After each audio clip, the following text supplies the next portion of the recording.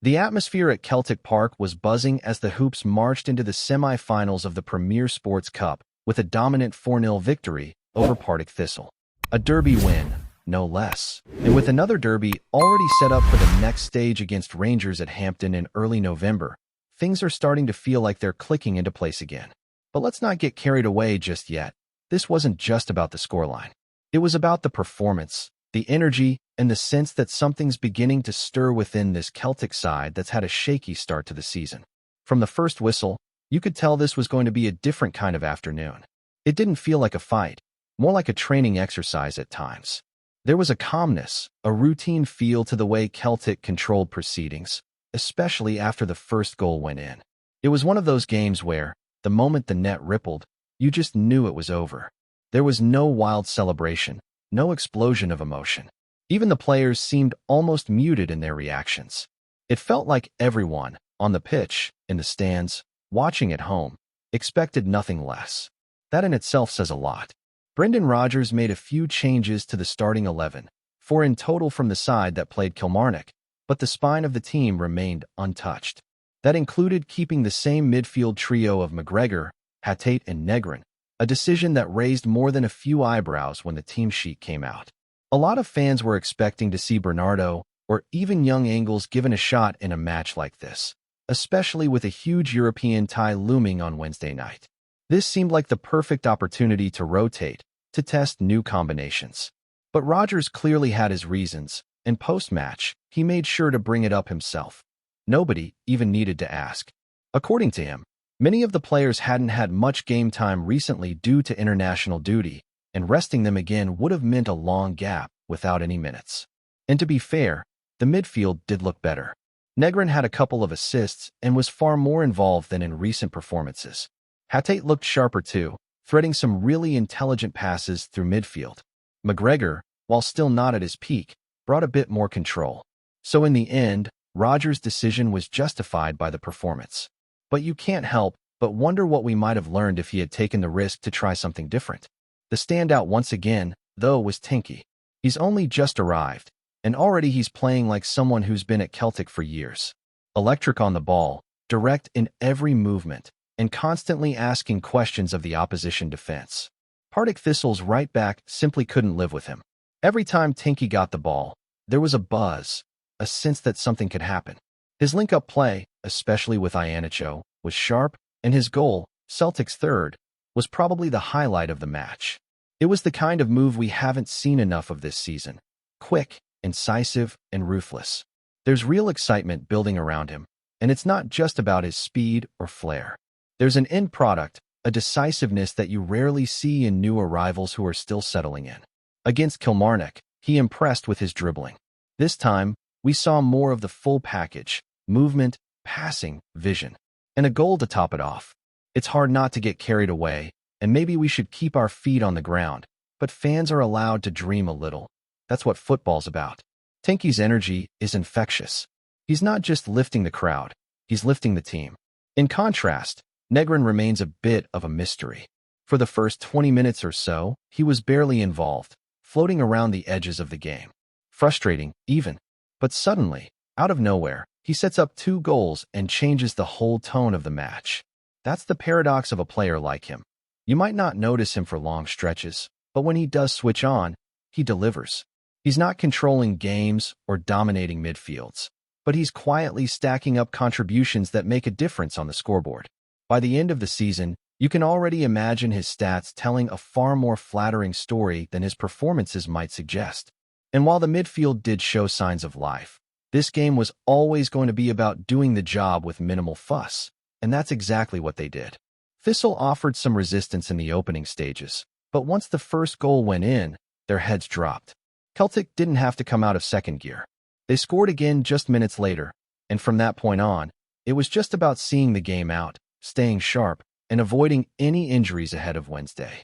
That's why seeing Kieran Tierney complete the full 90 minutes felt like such a significant moment. It wasn't just about fitness, it was psychological. Rodgers mentioned that post-match, talking about how much Tierney has been through, not just physically but mentally. When a player's had multiple serious injuries, it plays on their mind. They stop trusting their body. They hesitate. Even when the legs are ready, The brain holds them back. Tierney hasn't looked like himself lately, but maybe this was the turning point. It wasn't a vintage Tierney performance, but it was solid, and more importantly, it was complete. 90 minutes in the bank. That's a huge step. Looking ahead to midweek, that's the kind of confidence booster Celtic needed. Because make no mistake, the match against Crvena Zvezda in Belgrade is going to be a real test.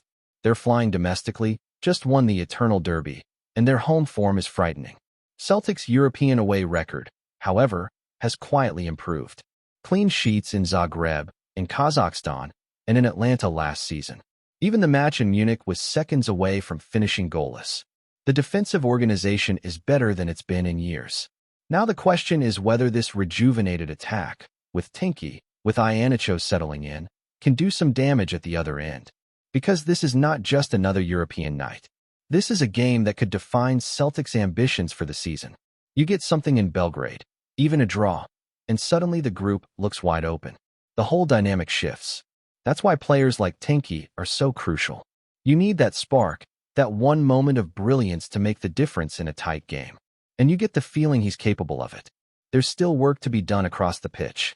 Carter Vickers looked a bit off his game, caught in possession a couple of times. Scales had some wobbles too. These aren't issues you want surfacing against a side that's banging in goals for fun. And as for Iheanacho, he's showing flashes, clever layoffs, decent hold-up play, but you want to see more. The quality's clearly there, and the assist for Tierney's goal was top class, but there's a sense that he's still finding his rhythm. The surface at Firhill didn't help matters. Sticky, slow, difficult to play slick football on. And coming off that waterlogged pitch at Rugby Park, it's been a rough couple of weeks in terms of playing conditions. Hopefully Belgrade brings a bit more consistency, but either way, Celtic will need to adapt quickly. This is a step up, a real test. The kind of game where you find out who's ready and who's not. It's matches like the one coming up in Belgrade that really separate the hopefuls from the serious contenders. No disrespect to the domestic league, but there's a different weight to these European nights. Everything feels sharper. The pace, the atmosphere, the pressure. And for a Celtic side that's been building slowly after a shaky spell, this is the moment where we find out how far the team has really come under Brendan Rodgers this time around. What's interesting is how this match is being talked about among the fans. There's a strange mix of optimism and realism. Nobody's under any illusions about how tough this trip will be. Red Star are in flying form, unbeaten, scoring freely, and absolutely bossing their league. But Celtic have shown over the past year, or so, that they're capable of going toe-to-toe with good sides away from home. That doesn't mean the game in Belgrade is going to be easy. Far from it. But it does mean that Celtic go into it with a foundation, something solid to build from. And that's maybe the biggest difference between now and, say, the mess around the Chirac game or the chaotic close to the summer transfer window. There's a calmness now. Rodgers has steadied the ship. He's not fully won everyone back yet. There's still plenty of skepticism out there, but he's bought himself some breathing room. The performances are improving, the goals are flowing again, and certain players are starting to come alive. The bad energy that was hanging over the club after the Champions League failure hasn't disappeared, but it's being pushed aside by something more promising. And central to that shift has been the emergence of players like Tierney, who's changed the mood just by being direct, fearless, and fun to watch.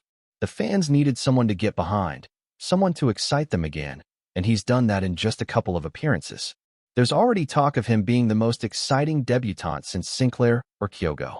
That's high praise. Maybe too early to say, but the point is clear. This is a player who's made an instant impact, and that's exactly what Celtic needed. The frustration, of course, is that he wasn't in the squad a month earlier. The difference he could have made in that Champions League qualifier is massive, and that's what's fueling a lot of the continued anger and protest toward the board. It's not about hating individuals or making noise for the sake of it. It's about knowing that this team had the potential to be in the Champions League and was let down by slow, reactive decision-making. Signing Tierney late, after the damage was done, just highlighted how avoidable it all was. That's why protests haven't gone away. At the Thistle game, there was another display, banners, messages, the whole thing. It's coming from a new group of fans and clubs who are uniting to push for higher standards at the top. Not just better transfer strategy, but actual modernization of how the club is run. Fans want ambition, they want transparency, they want a vision. And right now, that disconnect between the boardroom and the stands is still very much there. But the beauty of football is that no matter how disillusioned people get off the pitch, when that whistle blows and the team is flying, everyone gets swept up in it. That's what happened against Thistle. Even if it felt routine, even if it wasn't the most glamorous tie, it was still Celtic winning well, scoring goals, and playing with confidence. And for a club that had been crawling through mud for weeks, that matters. It builds belief. It gives fans a reason to hope again. There are still some concerns, of course.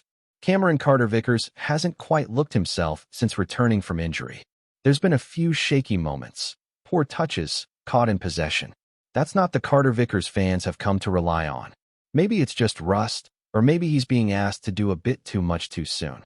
Either way, against a side like Red Star, that kind of sloppiness can't happen. Celtic need him back at his commanding best. And his partnership with Liam Scales, which has had its solid moments, still needs time to truly settle. At fullback, Kieran Tierney completing 90 minutes was a real boost. Rodgers spoke after the match about how important that was, not just physically but mentally. Tierney's been through a lot, injury after injury, and it's clear that he's still working through that. There's a kind of hesitation in his game, a reluctance to go full throttle like he used to. That's normal. When you've been sidelined as often as he has, you start to second-guess your body. But getting a full game under his belt, looking composed, linking up well with Negrin on the left, that's a step in the right direction. Whether he starts in Belgrade is another question. That's going to be a high-tempo, aggressive environment. You need legs. You need sharpness. If Rodgers feels Tierney can give 60 or 70 minutes, maybe that's enough. But you can't afford passengers on nights like this. You can't carry players who aren't 100%. Every minute matters. And then there's Iannicho. Still settling, still not quite fully firing, but showing more each game. His hold-up play against Thistle was better, a lot tidier. The ball stuck to him more, he linked play better, and that assist for Tierney's goal was class. But you still want to see more from him in the box. More presence, more threat. You get the feeling that once the first proper goal comes, the confidence will flow. He just needs that one match where everything clicks. Could be Wednesday. Rodgers now has some decisions to make about the lineup. Stick with the same midfield again? Bring in Bernardo for a bit more energy? Does Young come back into the side? Is there room for Visha, who's struggled a bit for consistency? And at the back, do you keep faith with Donovan over Ralston, assuming both are fit? These are big calls, and they'll tell us a lot about how Rodgers sees this squad.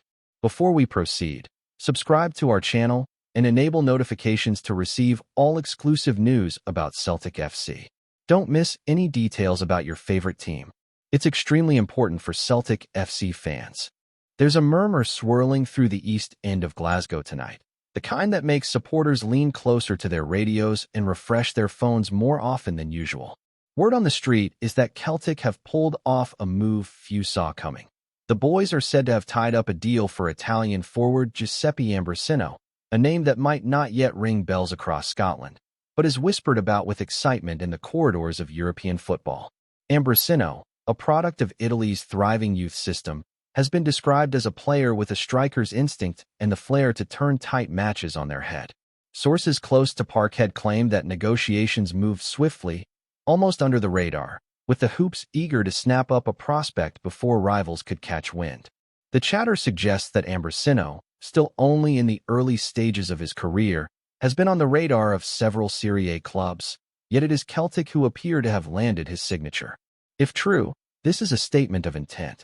Brendan Rodgers has been vocal about the need for fresh firepower up front, and Ambrosino might just be the answer. Though untested at the highest levels, his reputation among scouts hints at a forward with the hunger to prove himself, blessed with quick feet and an eye for goal. Fans are already imagining how he might combine with Kyogo and Maeda, or whether he could even carve a path as the club's next cult hero. Of course, until the official announcement drops, it all remains speculation. Parkhead has seen its share of rumors before, some proving to be smoke and mirrors. Yet this one feels different. The whispers are persistent, the mood electric, as if something big truly is about to unfold.